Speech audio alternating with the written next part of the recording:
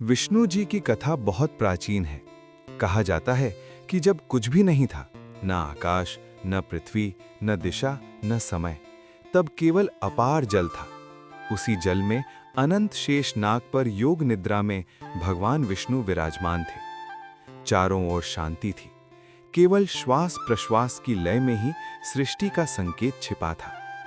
विष्णु जी की नाभि से एक दिव्य कमल प्रकट हुआ और उस कमल पर ब्रह्मा जी उत्पन्न हुए। ब्रह्मा जी ने सृष्टि की रचना आरंभ की।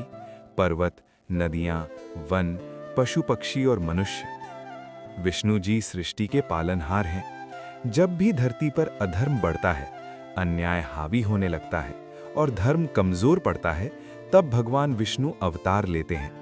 स्वयं श्री कृष्ण ने गीता में कहा है कि जब जब धर्म की हानि होती है और अधर्म की वृद्धि होती है, तब तब मैं अवतार लेता हूं। यही कारण है कि विष्णु जी को दशावतारों का भगवान कहा गया है। सबसे पहले मत्स्यावतार हुआ। जब प्रलय आने वाली थी और सारी सृष्टि जल में डूबने वाली थी, तब भगवान विष्णु मछली के रूप में प्रकट हुए। उन्होंने राजा मनु को चेतावनी दी और एक नौका में समस्त ऋषियों, बीजों और जीवों को सुरक्षित रखा। इस प्रकार सृष्टि का ज्ञान नष्ट होने से बच गया। फिर कूर्म अवतार हुआ। देवता और दानव जब समुद्र मंथन कर रहे थे, तो मंदराचल पर्वत डगमगा गया। तब विष्णु जी ने कछुए का रूप धारण कर अपनी पीठ पर पर्वत को धारण किया। उसी मंथन से अमृत निकला। लक्ष्मी जी प्रकट हुई और देवताओं को नया बल मिला। इसके बाद वराह अवतार हुआ। हिरण्याक्ष नामक दैत्य पृथ्वी को उठाकर समुद्र में ले गया था। तब भगवान विष्णु ने विशाल वराह का रूप लेकर समुद्र में प्रवेश किया, भयानक युद्ध किया और पृथ्वी को अपने दांतों पर उठाकर पुनः उसके स्थान पर स्थापित किया। धरती फिर से जीवन से भर उठी। नृसिंह अवतार भगवान विष्णु के सबसे अद्भुत अवतारों में से एक है।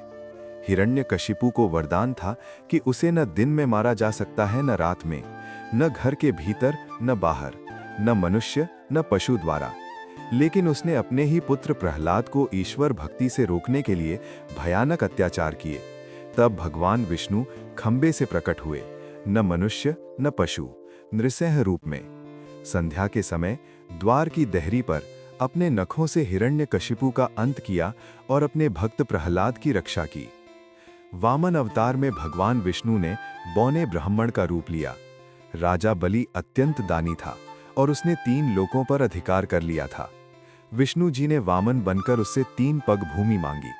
पहले पग में पृथ्वी, दूसरे में आकाश नाप लिया, तीसरा पग रखने को जगह नहीं बची। तब बलि ने अपना मस्तक आगे कर दिया। भगवान विष्णु ने उसे पाताल का राजा बनाया और अमर कीर्ति प्रदान की।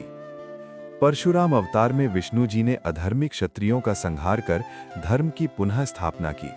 वे क्रोध के प्रतीक नहीं, बल्कि अन्याय के विरुद्ध उठी चेतना थे।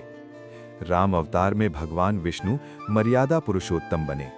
राजा दशरथ के पुत्र राम ने वनवास स्वीकार किया, पिता की आज्ञा का पालन किया, रावण जैसे महाबली का अंत किया और ये सिखाया कि राजा वही है जो धर्म के मार्ग पर चले। राम का जीवन त्याग, संयम और करुणा का आदर्श है। कृष्ण अवतार में भगवान विष्णु ने लीला की।